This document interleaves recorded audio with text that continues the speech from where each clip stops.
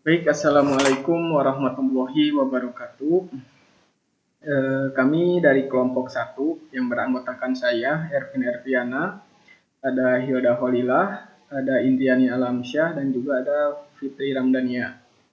Di sini kelompok kami akan menjelaskan mengenai SUS Brand Business Plan yang mana dalam pembuatan toko sepatu yang berbasis mobile menggunakan tools Android Studio. Next.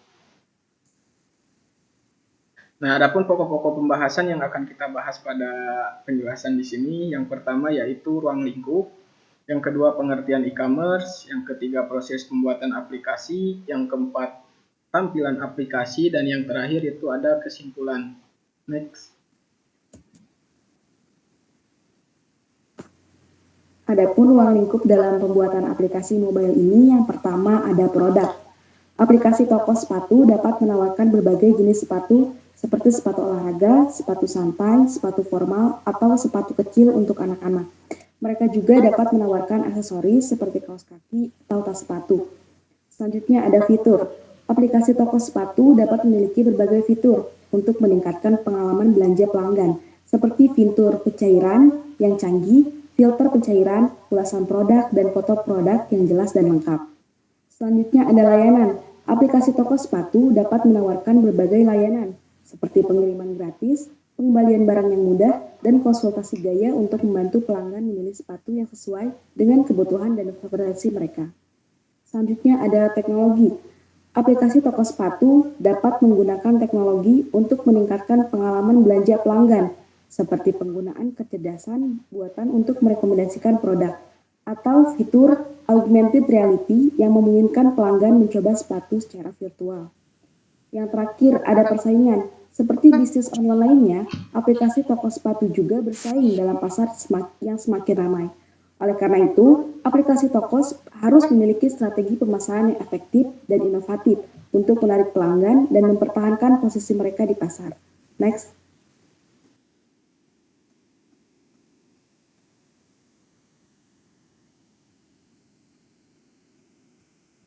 Lanjut, Hilda. Selanjutnya ada pengertian e-commerce. Apa itu e-commerce?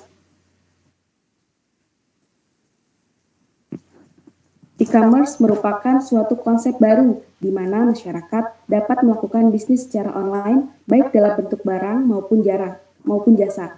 E-commerce merupakan kegiatan bisnis baik dalam bentuk barang ataupun jasa secara digital atau secara elektronik dengan bantuan atau penyokong berupa jaringan internet. Oke, selanjutnya di sini ada proses pembuatan aplikasi. Yang pertama di sini ada struktur database. Nama database di atas adalah toko sepatu. Pada database tersebut terdapat dua buah tabel, yaitu tabel user dan tabel data buku.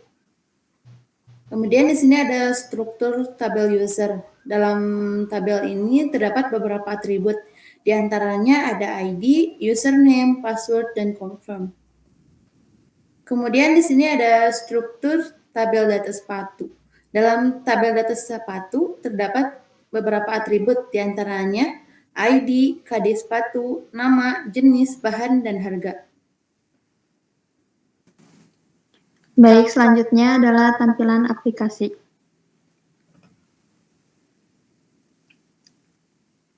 Nah, di sini merupakan salah satu tampilannya yaitu berupa tampilan login. Pada form login, aplikasi toko sepatu digunakan untuk memastikan bahwa hanya pengguna yang telah terdaftar dan memiliki hak akses yang sah yang dapat masuk ke dalam akun mereka. Ini membantu melindungi data dan informasi sensitif dari akses yang tidak sah. Next. Nah, selanjutnya adalah tampilan register. Form register memungkinkan pengguna untuk membuat akun baru dengan memasukkan informasi pribadi, seperti username dan password. Setelah pengguna berhasil mendaftar, akun pengguna akan tersimpan di sistem aplikasi, sehingga pengguna dapat masuk ke dalam aplikasi di kemudian hari. Next.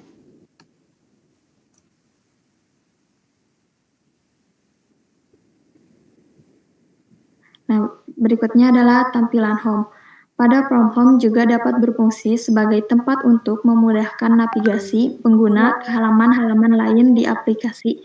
Misalnya, pengguna dapat dengan mudah mengakses halaman produk atau halaman tambahan produk dari From Home. Nah, kemudian ada tampilan input data. Pada form input data ini, toko sepatu adalah fitur yang digunakan untuk memungkinkan admin atau pengelola toko untuk menambahkan informasi mengenai produk sepatu baru ke dalam sistem aplikasi. Next.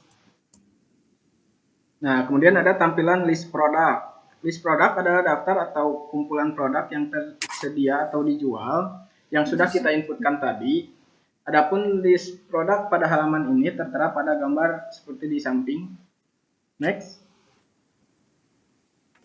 Nah, adapun tampilan edit produk. Pada halaman edit, pengguna dapat menambahkan, menghapus, atau mengedit konten yang ada seperti kode sepatu, jenis sepatu, dan nama sepatu. Nah, di sini saya akan menjelaskan sedikit mengenai proyek yang kita buat. Yang pertama dari mulai pembuatan UI design. Nah, di sini kami membuat UI design itu menggunakan Figma melalui website Figma seperti tertera sama dengan PowerPoint tadi. Kemudian untuk API atau koneksi ke database, kami menggunakan tools Visual Studio Code, di mana di sini kita membuat file config.php, delete.php, list data, login, regis, dan save data. Nah, untuk pembuatan database sendiri, kami menggunakan localhost ya di sini. Nah, seperti yang sudah dijelaskan tadi, ada pun nama database-nya toko sepatu, daftar tabelnya ada dua, yaitu data sepatu dan tabel user.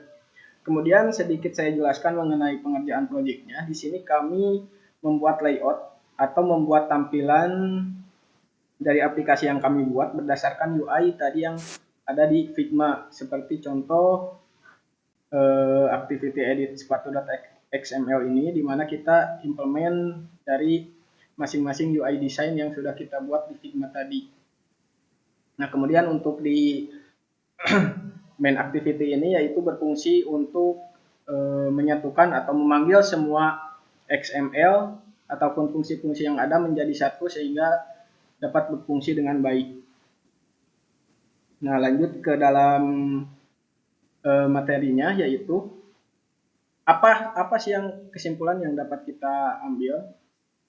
Dapat dilihat bahwa pengembangan mobile toko sepatu memiliki potensi besar untuk meningkatkan penjualan sepatu secara online. Namun perlu diperhatikan beberapa faktor seperti desain UI yang sudah tadi saya perlihatkan, ketersediaan produk yang akan kita inputkan nanti ke dalam sistem aplikasi, dan juga pengembangan aplikasi secara terus-menerus. Kami tidak memungkiri bahwa dalam pembuatan aplikasi ini masih banyak kekurangan dan juga masih banyak hal-hal yang perlu kami kembangkan. Dengan memperhatikan hal tersebut, diharapkan mobile toko sepatu ini dapat menjadi platform yang efektif untuk memasarkan dan menjual produk sepatu secara online. Next. Nah, demikian presentasi atau penjelasan mengenai proyek aplikasi toko sepatu berbasis mobile ini. Kami dari tim mengucapkan terima kasih. Mohon maaf apabila ada kesalahan dalam penyampaian materi. Wassalamualaikum warahmatullahi wabarakatuh.